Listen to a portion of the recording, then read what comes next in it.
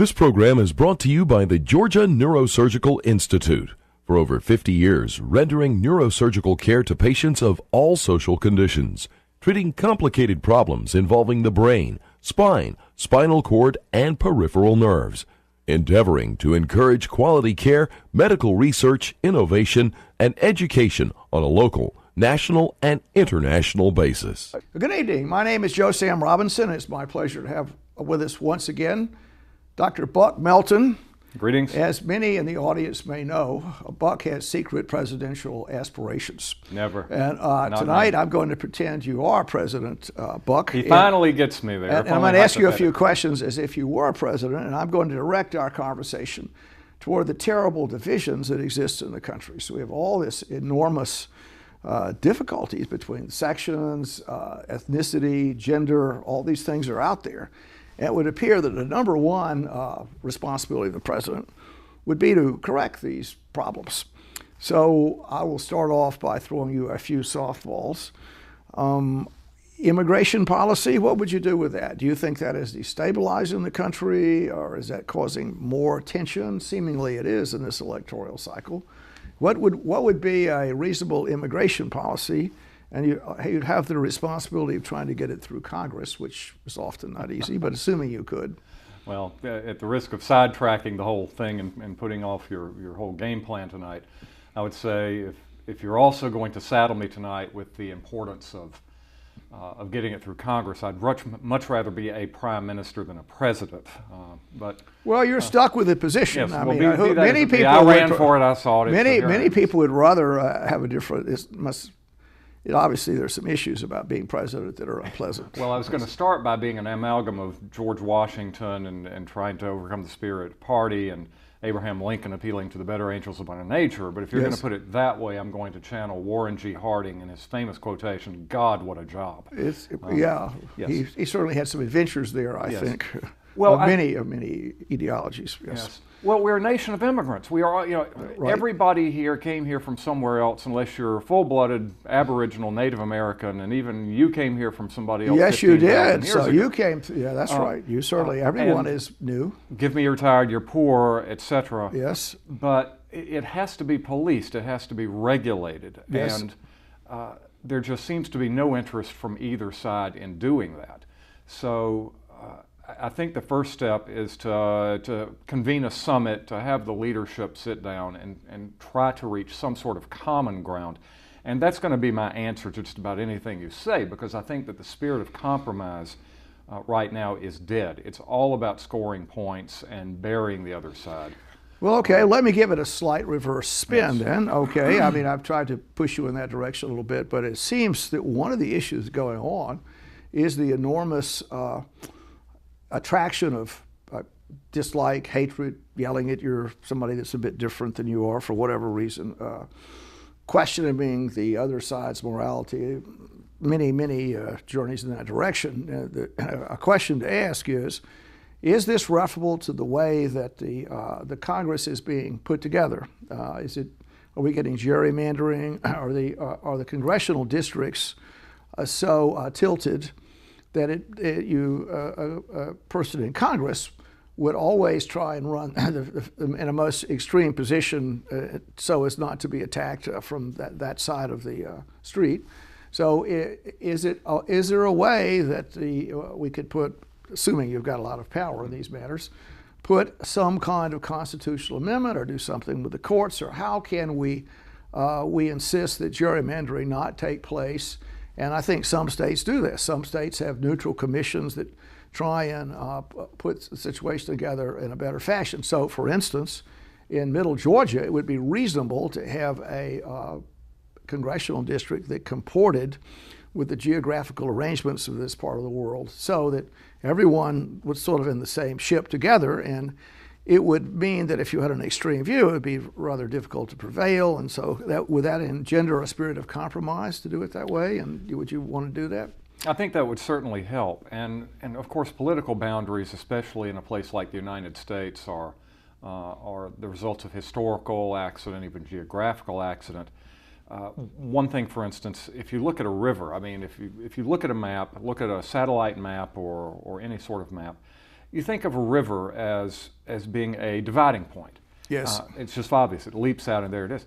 But if you think about it further, a river valley is a single economic and often a cultural entity. Yes, so we shouldn't see the river as dividing two different civilizations or communities, but being the thing around which the community coalesces. I mean, think of the Nile and ancient Egypt.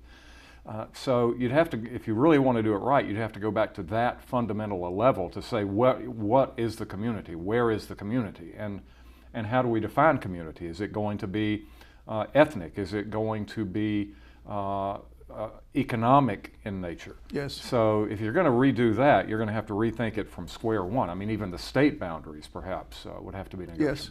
Well, just to continue brooding about this, right now the voting age is 18. It was formerly generally 21, and I think I don't think there's a constitutional amendment, or is there, changing the voting age nationally to 18? Yes, the 26th Amendment, I believe. Now, Georgia was the first state, I believe, to drop the age to 18, but nationally it became 1972, I think. And I think the reason that was done, at least I can recollect this, well, we had a draft in place, and so now that's not the case.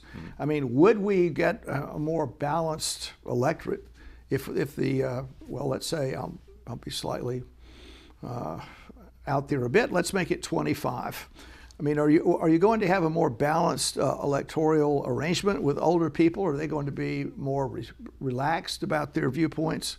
I'm assuming you're going to say no, but I threw that suggestion out there. Well, if you really want to go in that direction, at what point does the brain really stop, it really reach its full maturity? Around 21, 22, 23, yes, you're the brain person. So, and then, of course, there's the question of trying to mobilize the youth vote. There would probably be huge outrage from one side or the other that you're disenfranchising either the left or the right, probably the left, since if you're young you tend to vote more liberal.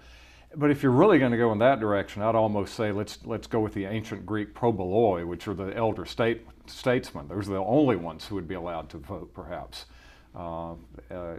50, 60, the ones who are established, the ones who are not so much worried about worldly issues anymore, and can take the more detached, disinterested view. I mean, maybe they would be more inclined to be peaceful and not want to fight as much. Maybe. Now I'm talking in theory here, because some of the nastiest behavior, most partisan behavior I've seen have come from older people, and a lot of them have been in Congress. Well, I think we've examined an issue that's seldom talked about. But okay, that's an interesting thing to have done. Now, we've chatted briefly in the past about the social contract. Would it make the country more peaceful or less confrontational if the social contract were expanded a bit, so that and people believe the social contract was fair? So it appears to me many of the tensions that are arising are people think, well, this system doesn't work for me. I have all these bad things that are happening. I want the system changed. I want a different social contract. And one thing, just to toss out there, suppose we had a single payer health system. Now, that's a debate as to whether that's good or bad. But would that, if you had that arrangement, does that quiet societal tensions if people think, well, the system is going to take care of me if I'm sick, no matter what my financial circumstances are? Is that something that's going to relax the situation, or are people going to think that's not appropriate? I don't think it would work at this point. I think that on the right especially, it is not so much about the security or about the idea that there is something in there, a safety net for me. It's about the interference with individual rights, the individual pocketbook, that is creating the problem. So I don't see that. Some element, of course, certainly I think might find that more reasonable, more helpful.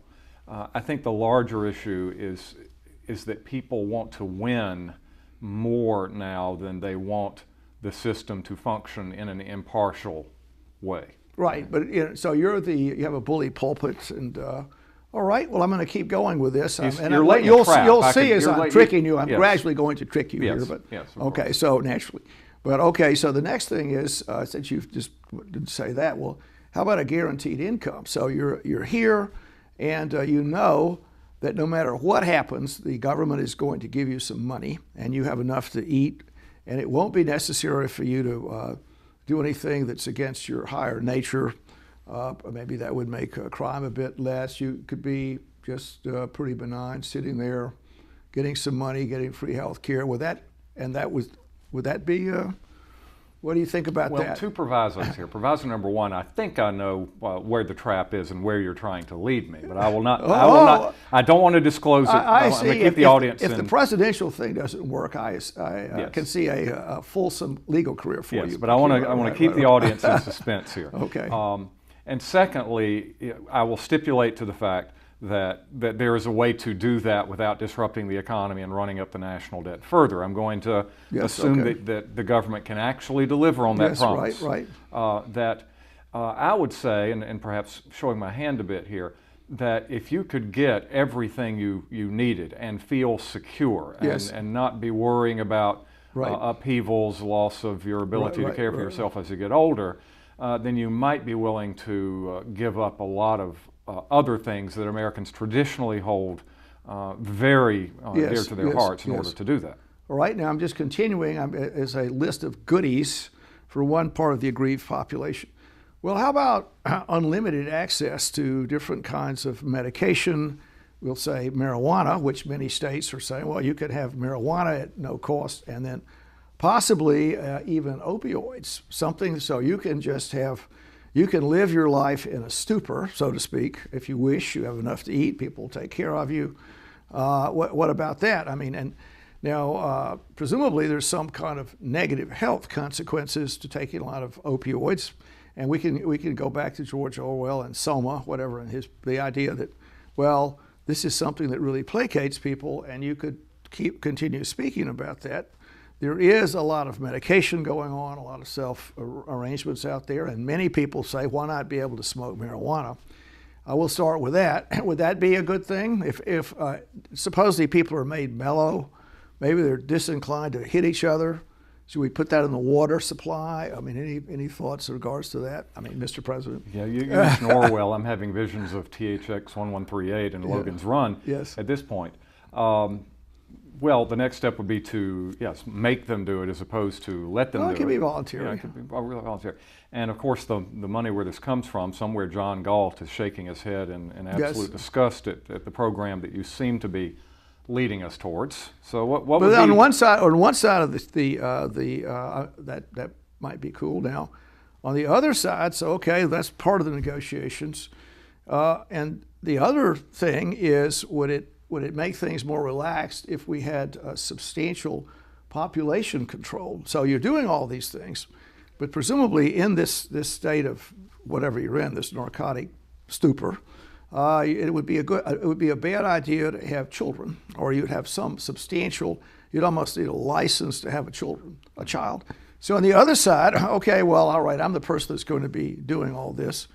This great new social contract that we're hatching out, people are doing all this, and okay, well, if you can afford to have a children and be a good parent, well, maybe you can do that. But if to do that's going to require some extra effort on your part, and it would almost presumably be a crime if you were having a lot of children and not looking after them. So. Could we do the Chinese have tried that one family, one child? I mean, what do you think about that? Any comments about that? We're getting pretty far out there, but on the other side, I would say that since this generation, the last two generations are absolutely sex obsessed, and not in the way that you might think. That some of the most hot button issues that have come up, and I think we were discussing this after the ends of one of our taping recently, have been regarding sexuality and not, many aspects of sexuality. Yes. Birth control, sexual orientation, right. same-sex marriage, abortion. Right. There is going to be very sizable pushback from some element of the population when we immediately start talking about childbearing being mandatory or regulated or something like that. But if we could get through that. Well, the people that are paying for all this, I mean, okay, we're going to give you something.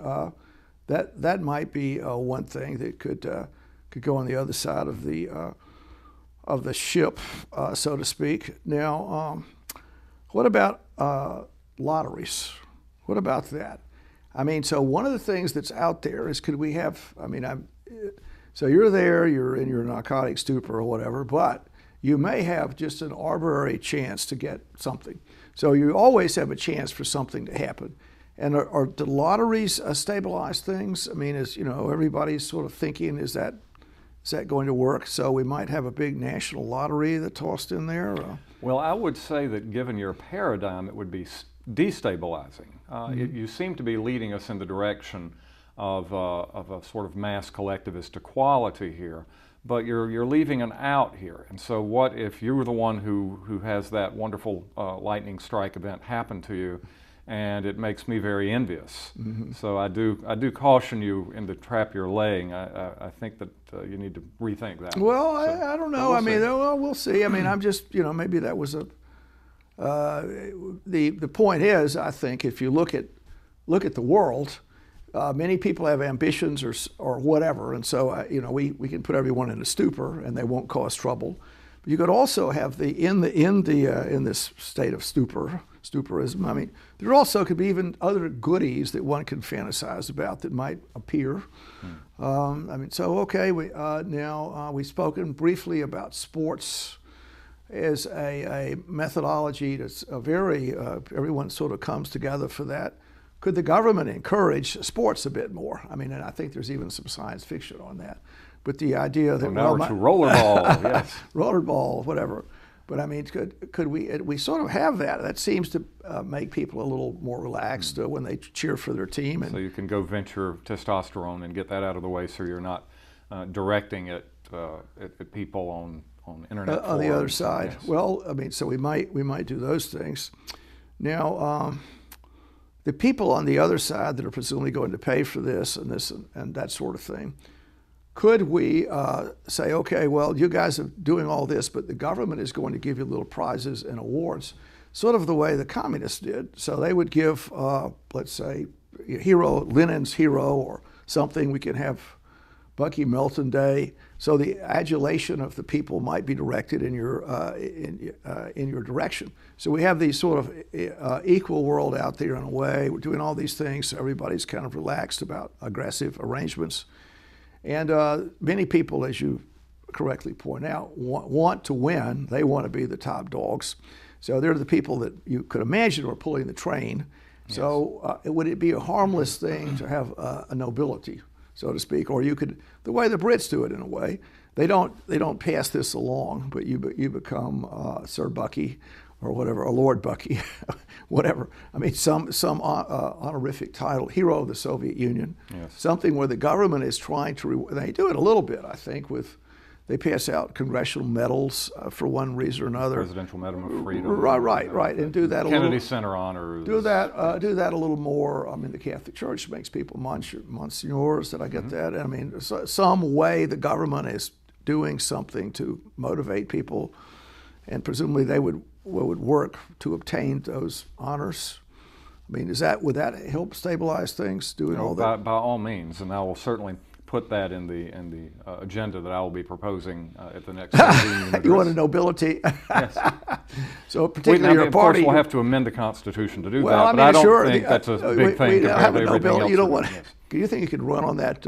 Bring back nobility or something like that? Well, I think we ought to go apologize in great humility to the Queen and beg her to take us back. Except that I don't think British politicians, by and large, are any better than ours. Well, so I've sort of tried to throw these things out there, but you get to a lot of, I guess, the more pressing difficulty is that people do think the system has not fairly been put together. I tried to throw out some extreme measures to make it better. But the issue that's really in the hopper is, and I think, is affirmative action. So you have, at least on one side, people, and that's playing itself out all across the country, particularly at Harvard right now. So the idea is that you have, and generally in the system that's present, the idea is that you're going to get, I think we've discussed this in the past, one could say that Caucasian males had affirmative action for a long time, and now it's just quid pro quo, back the other direction. So now we're going to have another class of people to have affirmative action. But that seems to be a pretty big issue. Now, the system that I was proposing at least has the patina of free will. So I'm going to elect to have the narcotic stupor, or I'm going to try and get awards. And the affirmative action story is really based on your, I would say, your gender and your ethnicity. And is that a good thing for stability purposes in the country to have that? Do you have any? Would you opine on that? Has it outlived its usefulness or not? It depends on many different things, and I think the problem is if we're having an open, free debate about it, which I think we can do in the confines of this studio. You can say there's several things. First of all, there's the fact that we still have problems that if you look at public schools in the South, for instance, the schools that have the largest African American populations probably are funded the least. The schools that started out as white flight schools, you probably have a better quality of education. That blacks are a demographic that probably have the lowest income nationally, and I'm guessing at these, but I'm guessing also that most of these statistics are right. And so, in a very real sense, African Americans, to take the most obvious minority, still are in practical terms highly disadvantaged. On the other hand, I could play the other side of that, we have our first African American president now. He did not get there solely on the basis of the black vote. That shows that we've moved beyond these racial stereotypes, and that white America is fine with that, or a significant proportion is fine with that. I think out in the real world, what you're going to find is people bring their own baggage, and they're starting with answers instead of questions. And it goes back to that basic idea that they feel that the system is rigged against them.